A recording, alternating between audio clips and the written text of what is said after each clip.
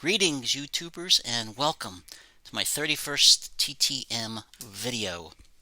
It's been real slow out there in the mail, very slow. I only got 2 TTMs since this past weekend. The purchases have come in at least. I got 4 of those and a private signing that came in, so we'll get to those. Just want to remind everybody that the contest for 350 subscribers is still going. Friday is the day that I will have the drawing. So again, if you would like to enter, you got to be a subscriber. Leave a comment and just leave whatever your favorite sports moment was. I've gotten a lot of great ones so far. Different World Series wins, the Red Sox breaking the curse of the Babe, the Twins winning the 91 World Series, Robin Yount's 3,000th hit, and so forth and so on. So I'll tell mine on Friday as well. So you still got time. Friday's the day we'll have the drawing. So you've got up until then. All right. Well, let's get started here. Start off with a purchase. And the first purchase is another postcard. Another NFL postcard here from Mr. Yale Larry right there. Detroit Lion. Robert Yale Larry Sr. was born November 1930 in Fort Worth, Texas, and he passed away on May 11th, 2017. This gentleman was a multi-sport star in high school, lettered in football, baseball, track and field, and basketball. He got letters in all those. He attended Texas A&M University down there in College Station, Texas. Been there, nice town.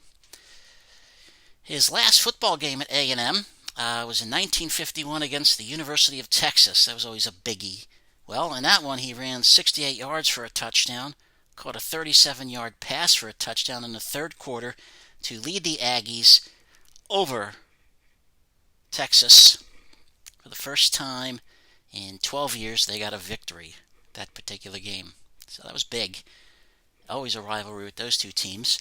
He also played baseball at Texas A&M, was an outfielder, and played in the 1951 College World Series as well.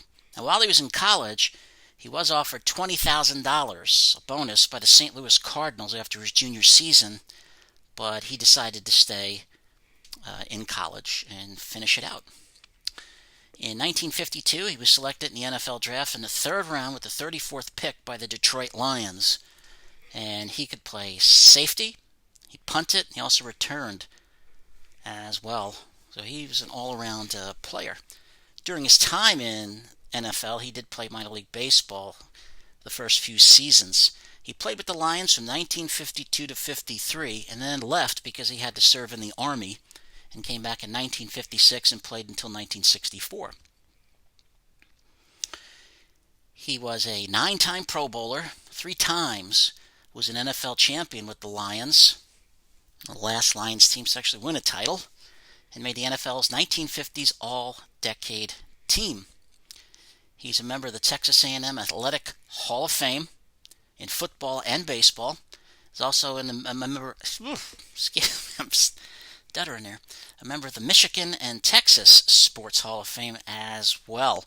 He was elected to the Football Hall of Fame in 1979.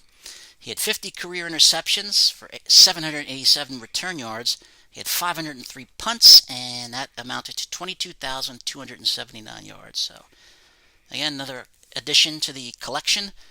And the other postcard, the goal line art card, I got to get to add, but almost there. This next one is also a postcard for the baseball one I've been getting, and that is Mr. Waite Hoyt. Waite Charles Hoyt, born September 9th, 1899, in Brooklyn, New York. Passed away on September 25th, 1984. His career in baseball lasted from 1918 to 1938. He played with the New York Giants on 2 occasions, the Boston Red Sox, the New York Yankees, the Detroit Tigers, the Philadelphia A's, and the Brooklyn Dodgers, and also the Pittsburgh Pirates. Had a long career, great pitcher. He was signed by San Francisco Giants manager John McGraw at the age of 15. Even though he was a Dodger fan, went with the Giants. He was nicknamed the schoolboy wonder, schoolboy as it says on his postcard there, because of his age. Very young, so he got that nickname. His career, he won 237 games, had a 3.59 ERA, 1,206 strikeouts. In the World Series, he had 6 wins and 4 losses, playing for both the Yankees and the A's in the World Series. And his batting average for his career was 198. He drove in 100 runs, and he had a 966 fielding percentage for his career, so he was a very good fielder. 36 of his teammates would be elected to baseball's Hall of Fame. No other Hall of Famer has had more teammates in the Hall of Fame than him, so he played with a lot of Hall of Famers. He was a 3-time World Series champ, and he also got the nickname the Merry Mortician, because when he wasn't playing baseball during the day or in the off season, he was working as a funeral director. He also was a broadcaster after his career was over and did color commentary for the Cincinnati Reds. So Mr. Wade Hoyt joining my collection now. Very happy to get him. Can't get them all, but I'm going to get as many Hall of Famers as I can get. This next purchase, the third purchase of the day that came in, is well, see for yourself there. Mr. Dave Henderson. Got this 8x10 signed by him. Looked real nice, put 86 World Series on it. Obviously, he passed away back in 2015. He was born July 21st, 1958 in Merced, California. He was selected by the Seattle Mariners in the first round of the 1977 draft. His career went from April 9th, 1981, when he played his first game, to July 29th, 1994. He played with the Seattle Mariners, the Boston Red Sox, the San Francisco Giants, the Oakland A's, and the Kansas City Royals. He was traded by Seattle to the Boston Red Sox with a guy by the name of Spike Owen. They helped that team in '86.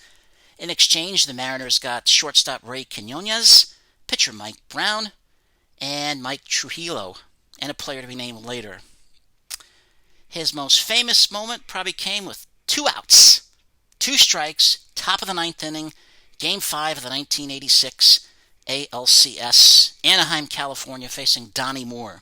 The Angels were ahead 3-1 in that series, and he clocked a home run, and that eventually, the Red Sox came back to win the series and go to the World Series that year. He replaced Tony Armas in the game, who'd sprained his ankle, and earlier in the game, Dave Henderson was considered a GOAT because Bobby Grich hit a deep fly ball to center field where he was playing.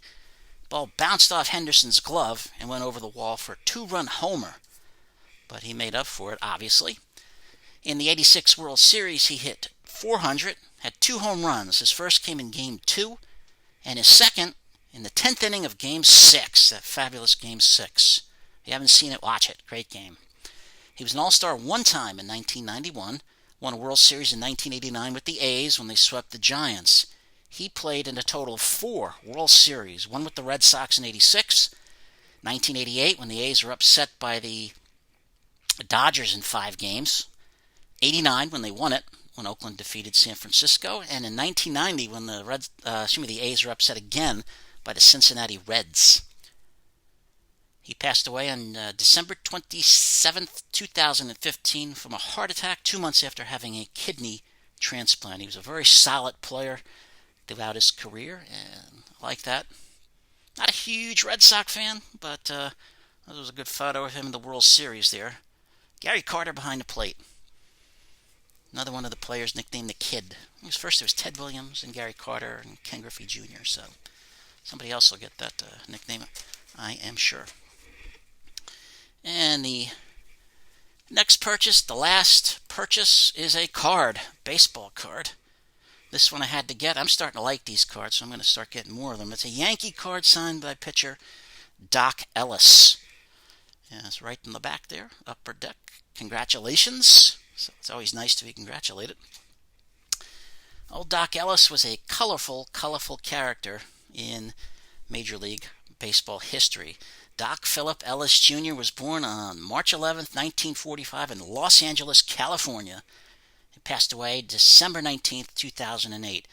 He was a great high school basketball player in Los Angeles, recorded 21 assists in a game once, didn't want to play in the high school baseball team because a player had used a racial term against him to describe him, so he didn't want to play.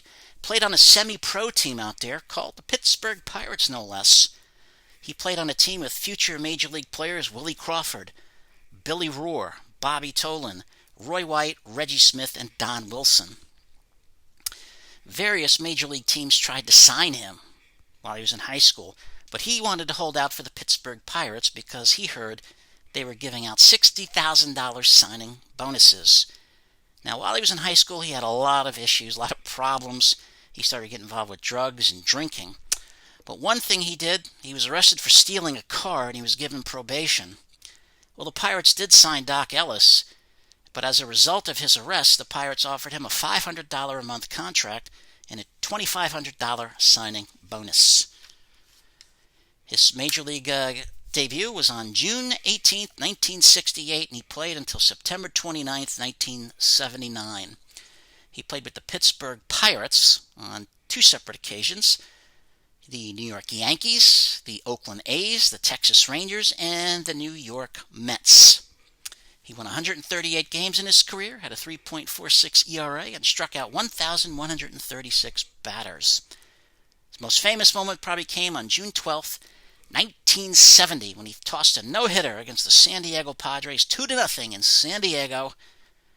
That game he claimed he had taken LSD before the game and didn't know he was going to pitch until he got to the park. And he claims he was high throughout the game. He walked 8 batters and struck out 6. But that's a moment in baseball lore. He was the 1971 National League starter in the All-Star game in Detroit, in Old Tiger Stadium. He was the losing pitcher. That was a great game. Had a lot of Hall of Famers in it. His moment came when Reggie Jackson hit a home run that was estimated to could have traveled about 600 feet because it hit the light tower up on top of the right field area. And the next time he faced Reggie Jackson in a ball game, he hit him. He played in the postseason in 1970, 71, 72, 74, 75, and 76. All the years except one with the Yankees. Then 76, he was a member of the Yankees. He won the 1971 World Series as a member of the Pirates. He was traded to the Yankees on December 11th, 1975 for Doc Medich. Along with him went Ken Brett, George Brett's brother, and a young second baseman by the name of Willie Randolph was involved in that trade as well.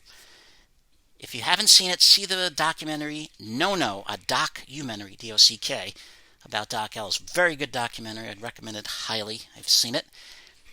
Doc Ellis sadly passed away December 19, 2008 due to a liver ailment. But this is another one of the cards, the signature series. I'm starting to like these, and I'm starting to go after more of them that I see. Usually put in a bid, best offer type thing, so. And they've taken it so far all the time, so. All right, TTMs. Here's the first one. This one I mailed out in July, early July, and it just came back. So we're talking 3.5 months, almost 4, and that's from former NBA great Mr. Larry Nance on the All-Star card. And I went on the Hoops card with the Cavs. Why'd he take so long? I don't know.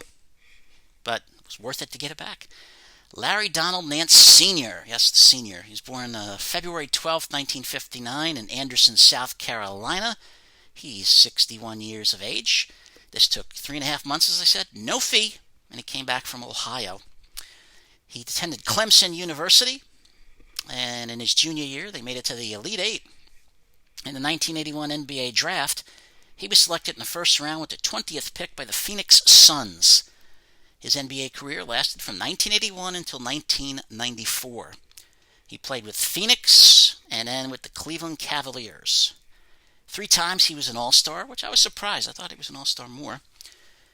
He was also a member of the NBA first All-Defensive team in 1989 and on the second team in 1992 and 1993. Won the Slam Dunk Championship in 1984 in Denver, Colorado at the McNichols Arena, old McNichols, when he beat Dr. J in the finals. My friend Tim hated that because he was a Dr. J fan and still insists that he won. In his career, he scored 15,687 points, about 17.1 a game, 7,067 rebounds, about 8 a game, and 2,027 blocks, about 2.2 a game.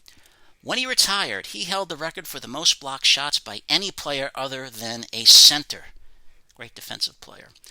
Nance, I don't know if he still owns it or not, but he did own a 1967 Catch-22 Camaro, which was an NHRA drag racer. He used to race that on the weekends, so I have to check still, see if he does that. But again, great player, of course, the father of Larry Nance Jr., and turned out great. Worth the wait for the autographs.